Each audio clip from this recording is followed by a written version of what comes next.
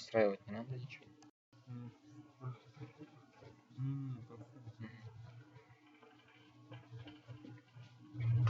Здравствуйте.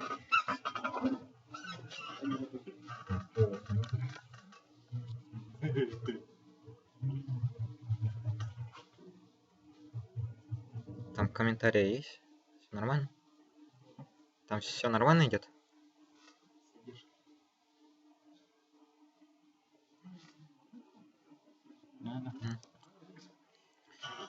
Привет всем, я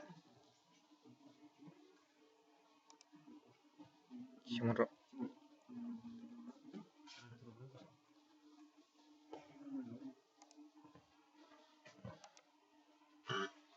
Привет всем, я Сайфуллин Руслан Венерович.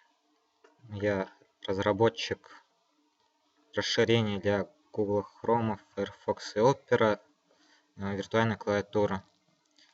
Ни для кого не секрет то, что башкирский язык в интернете, его раскладка является некоторой проблемой.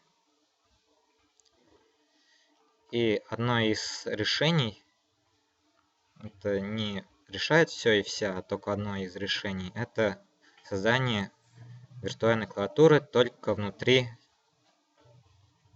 браузера. Давайте начнем смотреть. Установим его на Chrome.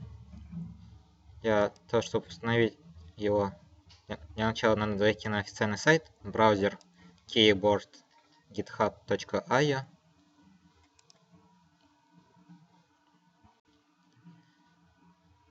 Мы переходим на магазин и нажимаем установить.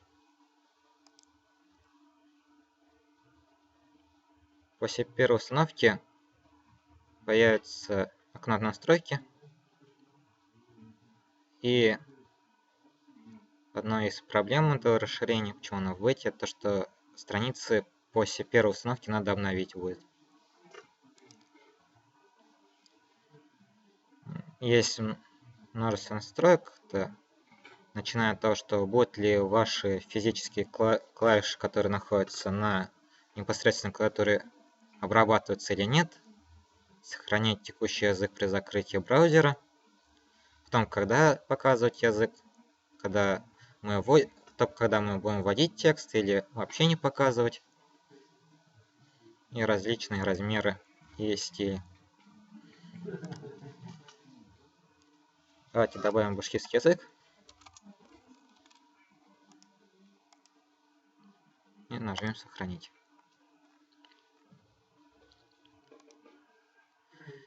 И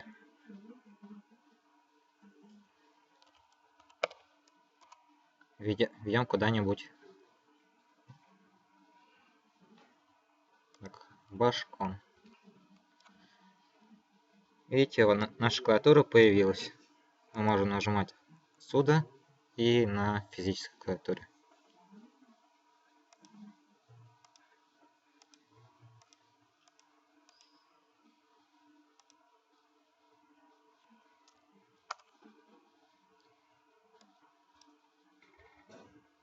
Он не нашел.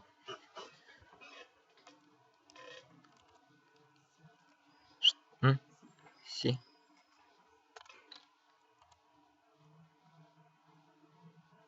В эфире.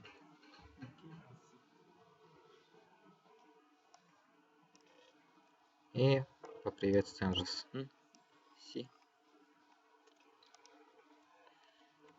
Чтобы переключиться между языками, можно нажать на окно браузера, окно расширения, кнопочку сюда. И поприветствуем же Си. Отсюда можно переключаться. Чтобы переключиться между языками, можно нажать на окно браузера, окно расширения, кнопочку сюда. И поприветствуем же Си. Отсюда можно переключаться. Чтобы переключиться между языками, можно нажать на окно браузера, окно расширения, кнопочку сюда. Отсюда можно переключаться. Чтобы переключиться между языками, можно нажать на окно браузера, окно расширения, кнопочку сюда.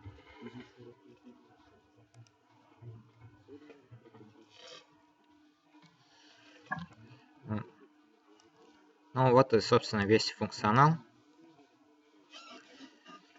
Перейдем к статистике.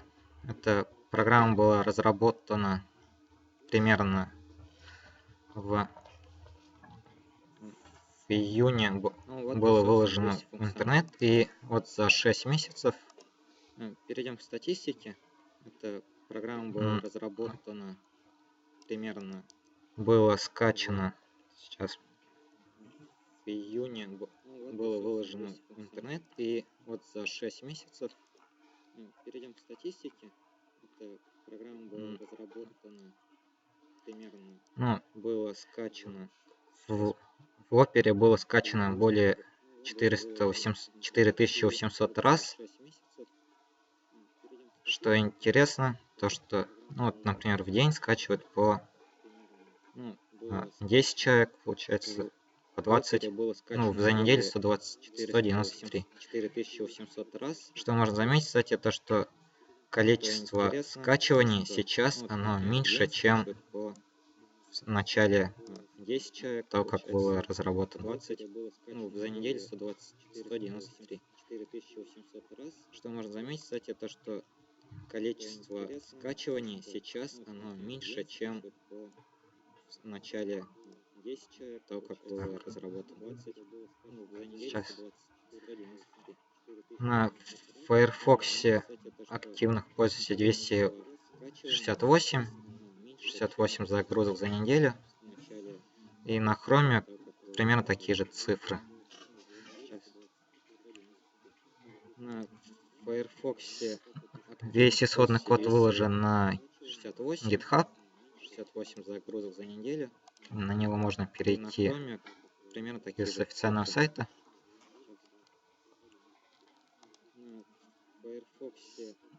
Весь исходный код выложен на GitHub. Вот я хотел как раз это обсудить. Как разрабатывать исходный код на GitHub. Чтобы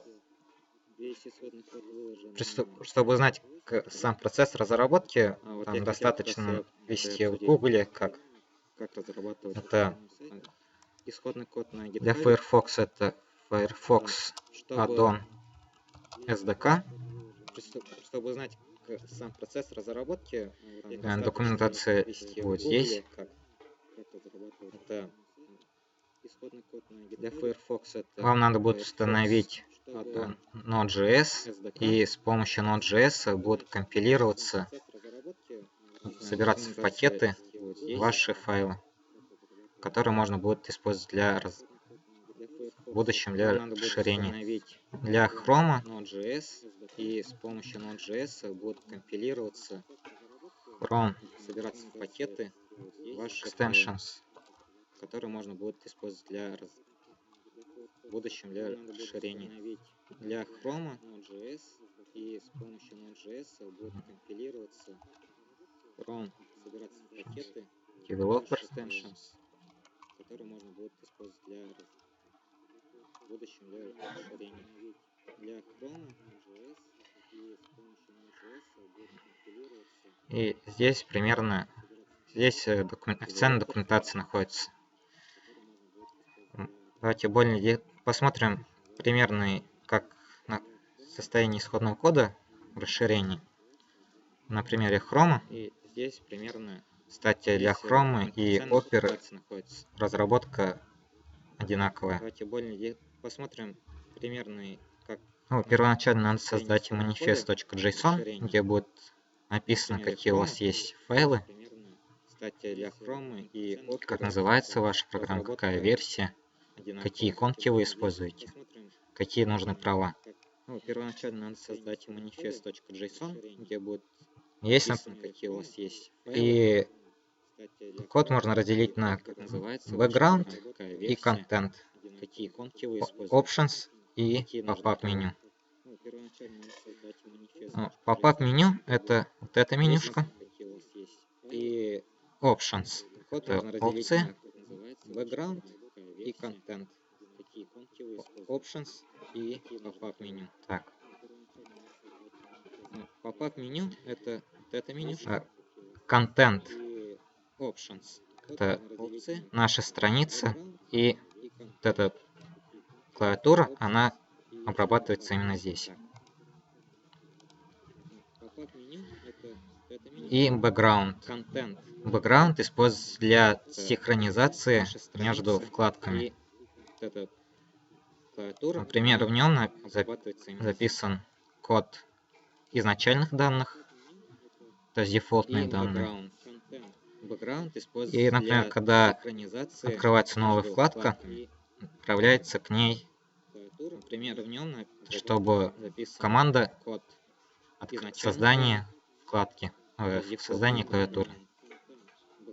И, например, когда открывается новая вкладка, контент можно представить как то, что если у вас была бы сайт, и вы бы к нему добавляли бы библиотеку внешнюю. Она будет работать аналогичным способом. Вы можете поставить стили и сам скрипт. Добавляли бы библиотеку внешнюю. Она будет работать аналогичным способом. Вы можете я использовал content.js, это сам скрипт. Он использует jQuery, и он принимает в content.js написаны команды приема сообщений от background и действия пользователя. Например, тут вот написано HTML, focus off или focus on, то чтобы при нажатии клавиши handle selectors это инпуты текстария, чтобы создавалось и в этот момент в команду отправляется при нажатии виртуальную клавиатуру отправляется команда setField. Setfield это также надо иметь в виду то, что content.js контент будет выполняться в главном окне, на главной странице и в подстраницах, в iframe. В Firefox и в Chrome они различаются тем, что в Chrome вы можете обращаться к родительскому окну страницы с помощью Windows Parent, обращаться к родительскому Windows Parent и Virtual Keyboard. Virtual Keyboard это экземпляр класса виртуальной клавиатуры. И вот внутри iframe создается Virtual, то есть не создается новый объект, а скидывается ссылка на объект. А в Firefox вам придется для каждого iframe и главной страницы создавать отдельный класс и отдельный экземпляр. Сам кейборд, он состоит из то есть сам кейборд класс, он состоит из горячих клавиш класса, класс Field, Keyboard Logic, Keyboard Visual и классы KeyLetter, это обычный класс клавиш типа E, R и Keyfunctional, это шифты, капслоки, энтеры, пробелы. И классы KeyLetter это обычный класс клавиш типа E. Можем посмотреть Visual, Keyboard Visual, шифты, и здесь энтеры, пробелы.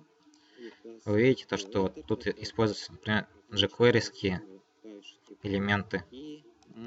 Вот создается вот класс, это линия, строчка с клавишами.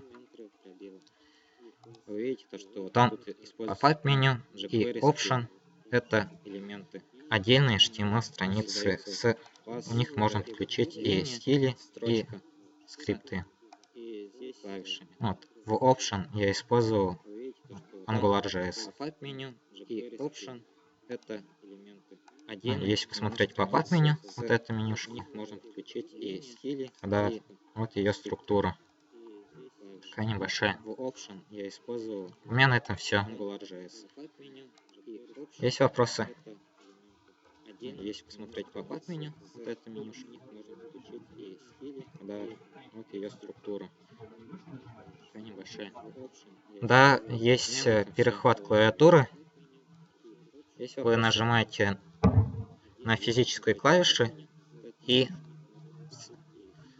там клавиатура перехватывает нажатие и обрывает событие, чтобы не было повторного нажатия, которое было от системного на физической клавише системной операционной. Там клавиатура перехватывает нажатие и обрывает событие, чтобы не было повторного нажатия, которое было от системного на физической клавише системной операционной. Там клавиатура перехватывает нажатие и обрывает событие, чтобы не было повторного нажатия, которое было от системного. Я только что догадался.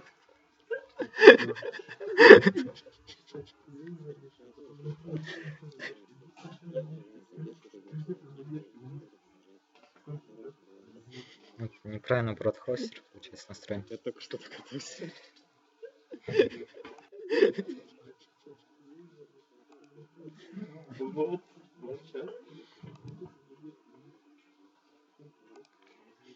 Неправильно бродхостер, получается, настроен. Я только что догадался.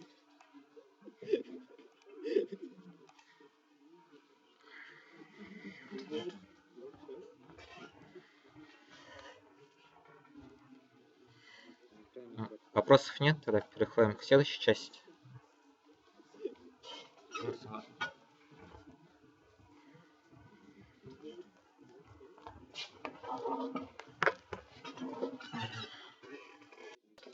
Вопросов нет, тогда переходим к следующей части. Всем доброго вечера, на связи Уфа. Наконец мы закончили наши доклады, все было интересно. Конечно, очень понравились все выступления. Постараемся еще раз посмотреть все записи. Ну а сейчас мы начинаем наш хакатон. Желаю всем хорошей ночи, хорошего кода и успешных проектов. Сейчас я хочу представить наши уфимские команды по хакатону. Ну а сейчас мы начинаем наш хакатон. Желаю всем хорошей ночи, хорошего кода и успешных проектов. Ребята, сейчас я хочу представить наши уфимские команды по хакатону. Ну а сейчас мы начинаем наш хакатон. Расскажи, как тебя зовут и идеи твоего проекта. Я, Ишбаев Фидель, представляю команду «Шкодеры». Мы из Республиканского башкирского лицея-интерната, город Уфа. В нашей команде школьники.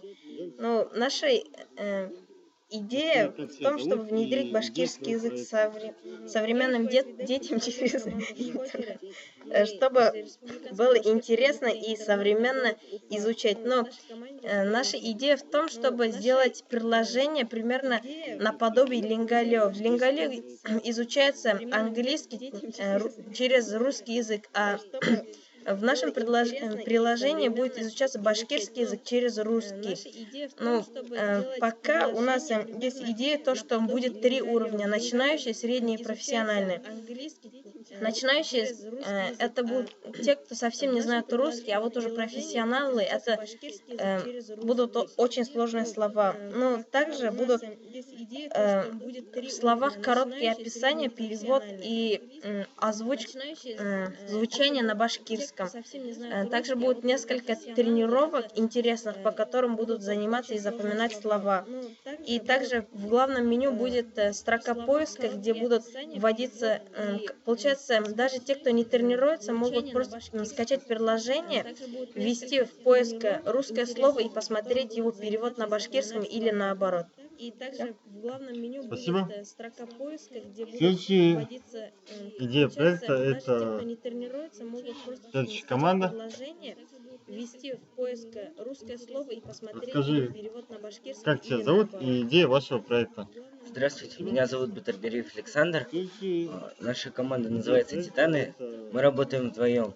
Идея нашего проекта – это поиск башкирской литературы в пределах одноименного курса одноименного предмета и за его пределами. Идея нашего проекта заключается в том, что по названию можно найти оригинал и перевод любой башкирской литературы. У нас будет собственная база данных. Также в результате поиска будет выдаваться анализ этого произведения. И, возможно, будут выдаваться также тестовые задания, что может быть использовано учителями для проведения каких-либо контрольных работ или, может, проверки знания материала учащихся. Анализ этого произведения. Спасибо большое, Саша. Все, представьте, желаю хорошей ночи и хорошего кода. Расскажи, как тебя зовут, откуда ты и идея твоего проекта. Я Нурий Батулин, компания Доклад, разработчик JavaScript. Но сам в свободное время занимаюсь Android-разработкой на Android Studio. Желаю хорошей ночи. Идея в чем? Однажды я ехал на машине, как бы по попутчикам, получается, и мне было интересно в пути, скучно, нечего делать, и охота знать, мимо чего я приезжаю. Также охота узнать, может быть, в этом, то же самое, в холмах, горах, может, что-то происходило до этого. И натолкнул на такую мысль, чтобы собрать данные по Башкортостану, по дорогам, по, может быть, селам, интересные данные, которые были в этих местах раньше, или какие-то культурные события, собрать в одну базу и, соответственно, следя за GPS как бы, координатами автомобиля, который находится на наш телефон, сообщать в аудиорежиме, что тут рядом происходит. Допустим, приезжаем в какую-нибудь деревню, и нам наше приложение в таком полном режиме говорит: вы сейчас приезжаете в такую деревню, справа от вас такое-то здание, в этом здании проходят такие-такие там собрания. И тут там в 17 году было такое сражение вот в этом мосту там. Вот. Или этот мост был построен в таком-то году. Там, ну, что-то такое интересное. Суть в чем? Мы хотим собрать культурные и исторические данные по Башкортостану, хотя, в принципе, мы и можем, точнее, можем ограничить не только Башкортостан, может, это Татарстан тот же самый, или соседние регионы, и сделать что-то вроде такого нескучного экскурсовода. В дальнейшем можно это хорошенько оптимизировать, взять, уметь работать с MP3-плеером, который находится стандартно, и во время проигрывания музыки останавливать эту музыку, сказать, что это интересно, и заново продолжить. Соответственно, маленькая серверная часть очень простая, мобильная часть можно даже сделать без интерфейса, просто слежка за GPS и сообщение, маленькое аудиосообщение. Думаю, очень все просто. Надеюсь, сделать данную. Спасибо, Ильнур.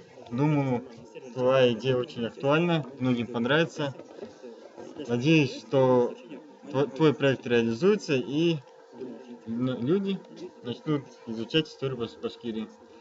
Дальше наш участник хакатона, это, скажи, как тебя зовут? Всем здрасте, меня зовут Эльдар Гатауллин. У меня, конечно, идеи пока нету. Я пришел вот именно с желанием тем, чтобы наоборот поддержать чью-либо идею и принять в этом участие. Так как хакатон это вообще для меня такой первое для меня такое мероприятие. Ну, собственно говоря, думаю, на каких языках-то можно будет это реализовать. По крайней мере, с моей стороны, я знаю то, что C++, C#, JavaScript, то есть вообще, в принципе, веб-технологиями знакомы. Первое для меня такое мероприятие. Всем удачи! Очень здорово, спасибо. Дальше наш еще один участник, это Руслан. Он уже выступал сегодня в докладе с браузерной клавиатуры. Пожалуйста, представьте, расскажите, какие у тебя навыки уже есть. И дальше еще один участник, это Руслан. Он уже Я сейчас работаю преподавателем основы программирования, учу Паскалю. Он мне не нравится, но он все же нормальный. Не то, что не ну, бывает похоже. У меня большой опыт в JavaScript, в именно клиентской части. И сейчас я увлекаюсь Django. Пришел на хакатон поддержать проект, учиться кому-нибудь и провести веселую ночь. Именно клиентской части. Спасибо, Руслан. Ну вот, закончились наши участники по Уфе хакатона. Дальше мы переключаемся на другие площадки. Желаю всем хорошей ночи, хороших проектов, удачного кода. До завтра, увидимся. Ночь смотрите нас.